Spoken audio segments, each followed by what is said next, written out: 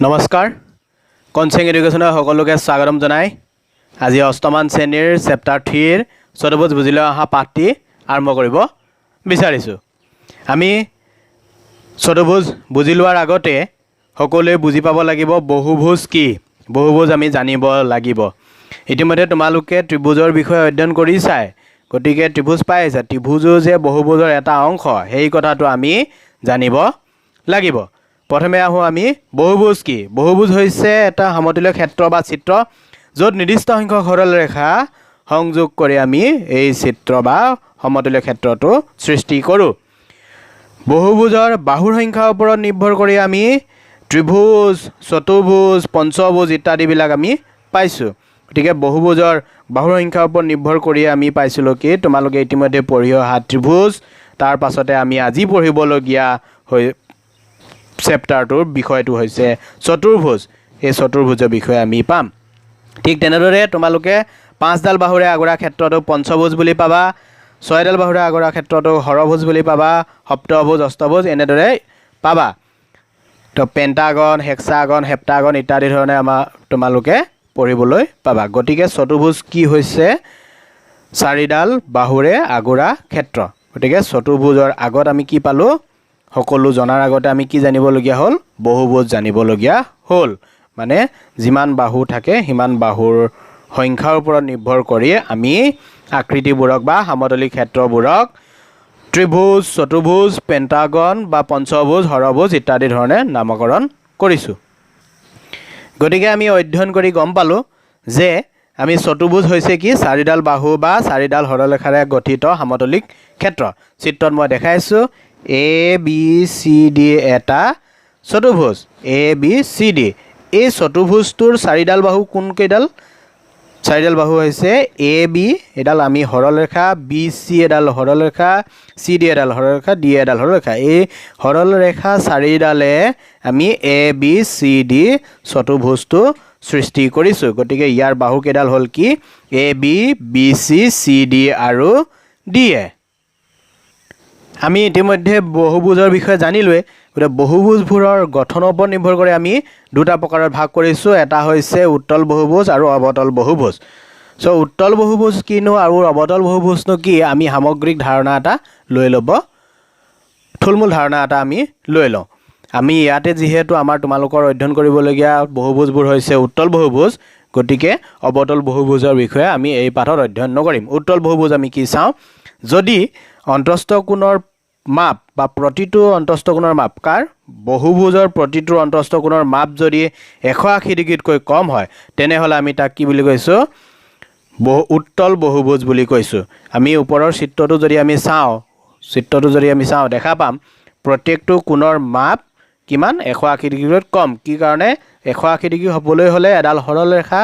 গঠিত হ'ব লাগিব। তো এইডাল আমি AD ৰেখাডাল যদি আমি দীঘলকৈ টানি দিওঁ এডাল সৰলৰেখা এইফালে গুচি যাব। গতিকে ইয়াত 180 ডিগ্ৰীতকৈ আমি কোণটো কম দেখা পাইছোঁ। ঠিক তেনেদৰে B কোণ, C কোণ, D কোণ ইত্যাদি সকলোতে কি আছে 180 ডিগ্ৰীতকৈ কম আছে। গতিকে ই কি হয় এটা উত্তল বহুভুজ। গতিকে আমি উত্তল বহুভুজ মানে আমি কি পালোঁ, যদি কোণৰ মাপ 180 ডিগ্ৰীতকৈ কম হয় তেতিয়াহ'লে আমি তাক কি বুলি কৈছোঁ, উত্তল বহুভুজ বুলি কৈছোঁ। অন্তঃকোণৰ প্ৰতিটো অন্তঃকোণৰ মাপ কিমান হ'ব লাগিব, 180 ডিগ্ৰীতকৈ কম হ'ব লাগিব। এইবাৰ আমি আহোঁ অৱতল বহুভুজ কি তাক বুজি লওঁ। অৱতল বহুভুজ কনকেভ পলিগন বুলি আমি কওঁ। যদি যিকোনো এটা অন্তঃকোণৰ মাপ 180 ডিগ্ৰীতকৈ বেছি, যিকোনো এটা অন্তঃকোণৰ মাপ 180 ডিগ্ৰীতকৈ বেছি হ'ব লাগিব যিকোনো এটা, তেনেহ'লে আমি তাক কি বুলি কৈছোঁ, অৱতল বহুভুজ বুলি কৈছোঁ। চিত্ৰটোত তোমালোকে চালে দেখা পাবা, মই চিত্ৰ এটা দেখাইছোঁ ABCDE এইটো এটা অৱতল বহুভুজ বুলি দেখাইছোঁ। আমি ইয়াত দেখা পাইছোঁ A কোণৰ অন্তঃকোণৰ মাপ 180 ডিগ্ৰীত কম, B কোণৰ কম, C কোণৰ কম, কিন্তু DEA বা AED কোণটোৰ অন্তঃকোণটোৰ মাপ 180 ডিগ্ৰীতকৈ বেছি। কেনেদৰে, আমি এডাল যদি সৰলৰেখা আঁকিলোঁ তেতিয়াহ'লে দেখা পাম এইটো হ'লে 180 হ'ল, কিন্তু এইখিনি বেছি হ'ল। গতিকে এইখিনি কি 180 ডিগ্ৰীতকৈ বেছি। গতিকে AED এংগুলটো AED কোণৰ মাপ 180 ডিগ্ৰীতকৈ বেছি হোৱাৰ বাবে এই বহুভুজটো অৱতল বহুভুজ। অৰ্থাৎ অৱতল বহুভুজ হ'বলৈ হ'লে কি হ'ব লাগিব, যিকোনো এটা অন্তঃকোণৰ মাপ 180 ডিগ্ৰীতকৈ বেছি হ'ব লাগিব তেতিয়া আমি তাক কি বুলি ক'ম অৱতল বহুভুজ বুলি ক'ম এতিয়া আমি আহো চতুৰ্ভুজৰ বিষয়ে ইতিমধ্যে আমি জানিলোৱে চতুৰ্ভুজ জানিলো যেতিয়া আমি চতুৰ্ভুজতনো কি অংগ থাকে বা কি অংশসমূহ থাকে সেই বিষয়ে আমি চাওঁ চতুৰ্ভুজৰ অংশ চতুৰ্ভুজৰ হ'বলৈ হ'লে প্ৰথমে লাগিব আমাক কি বাহু লাগিব বাহু যদি আমি নাপাওঁ তেতিয়া আমি চতুৰ্ভুজ আঁকিবই নোৱাৰোঁ সৰল ৰেখা দি আমি বাহু আঁকিম বাহু হৈছে কি এটা বিন্দুত সংযোগ হোৱা ৰেখাখণ্ডবোৰক আমি কি বুলি কৈছোঁ বাহু বুলি কৈছোঁ যেনে এ বি এডাল বাহু চিত্ৰটো দেখাইছোঁ এ বি এডাল বাহু বি চি এডাল বাহু চি ডি এডাল বাহু এটা ইত্যাদি এইবিলাক বাহু এইটো কি হৈছে এ বি বাহুডাল বি চি বাহুডাল চি ডি বাহুডাল ডি এ বাহুডাল আছে এতিয়া আমি আহোঁ শীৰ্ষৰ বিষয়ে চাওঁ শীৰ্ষ কি চতুৰ্ভুজত শীৰ্ষক হৈছে দুটা একাদিক্ৰমে থকা বাহু সংযোগ হোৱা বিন্দুটোক আমি কি বুলি কৈছোঁ শীৰ্ষ বুলি কৈছোঁ চিত্ৰত আমি দেখিলে গম পাম এ বি চি ডি চতুৰ্ভুজটোত আমি চিত্ৰত যদি চাওঁ বি কোণটো এটা শীৰ্ষ চি কোণটো এটা শীৰ্ষ ডি কোণটো এটা শীৰ্ষ এ কোণটো এটা শীৰ্ষ কেনেকৈ এ বি বাহুডাল আৰু বি চি বাহুডাল লগ লাগিছে বি বিন্দুটোত গতিকে বি বিন্দুটো আমি কি বুলি কৈছোঁ শীৰ্ষ বুলি কৈছোঁ তোমালোকে মনত ৰাখিবা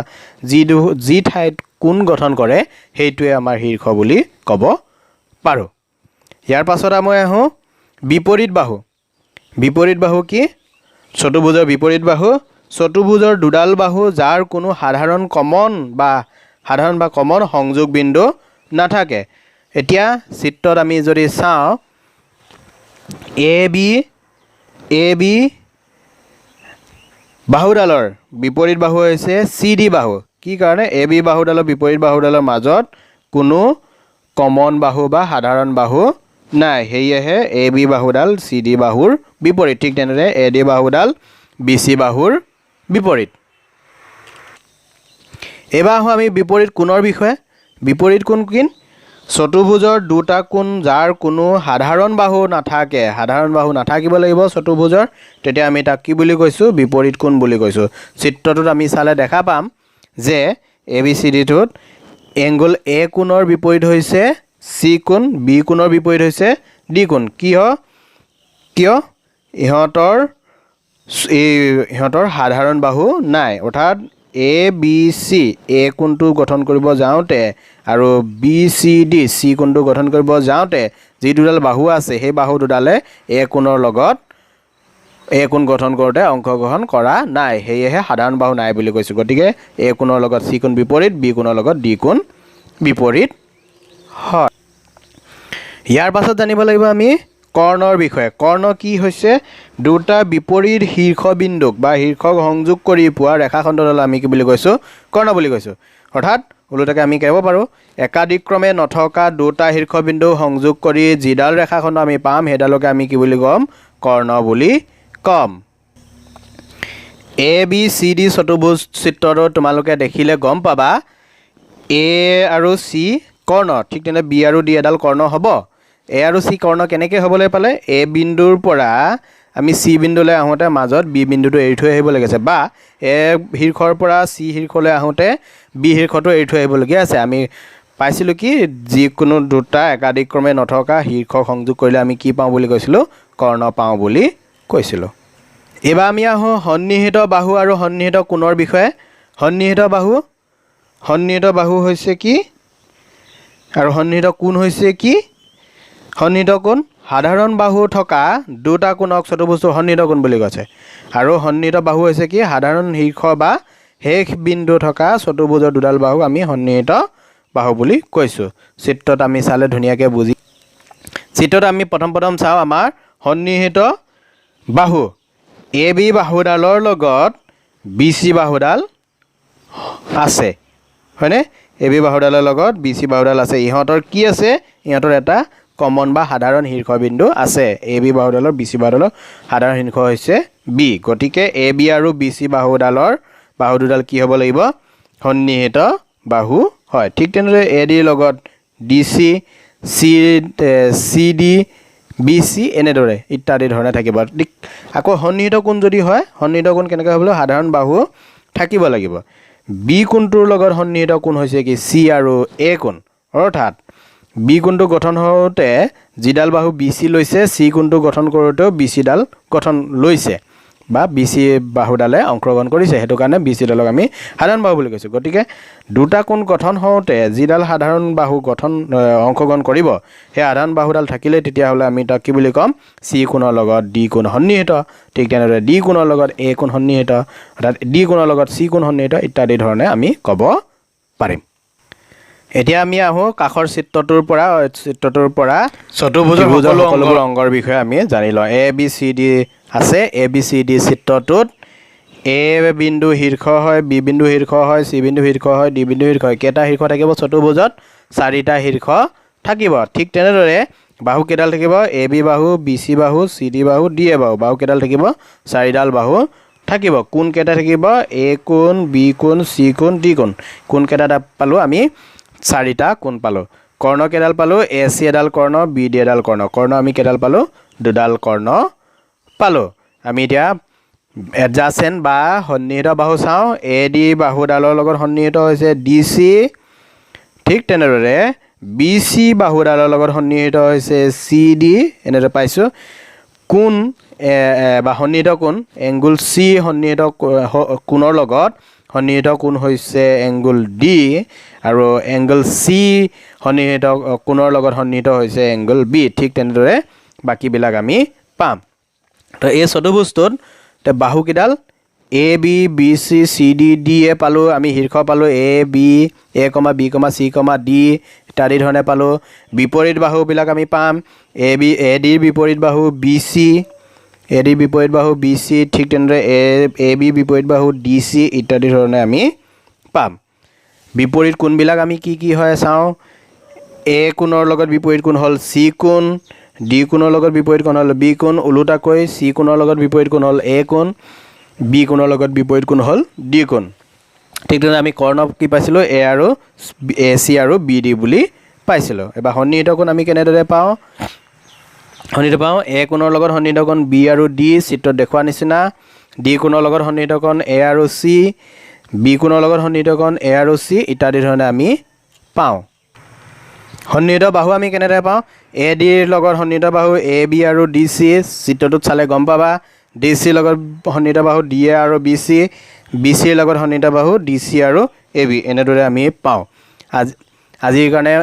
ইমানতে আমি আগবঢ়ালো পাঠ ইয়াৰ পাছত আমি চতুৰ্ভুজৰ বিভিন্ন প্ৰকাৰসমূহৰ বিষয়ে অধ্যয়ন কৰিম পিছৰ ভিডিঅ'টোত তোমালোকে চাই থাকিবা ভিডিঅ'টো চাই কেনে পালা তোমালোকে মোক জনাবা আৰু ভৱিষ্যতে ভিডিঅ'সমূহ পাই থাকিবৰ কাৰণে কনচেং এডুকেশ্যন সাবস্ক্ৰাইব কৰি লবা আৰু আনকো সাবস্ক্ৰাইব কৰিবলৈ উৎসাহিত কৰিবা আৰু ইমানতে তোমালোকে কমেন্টসমূহ জনাবা ধন্যবাদ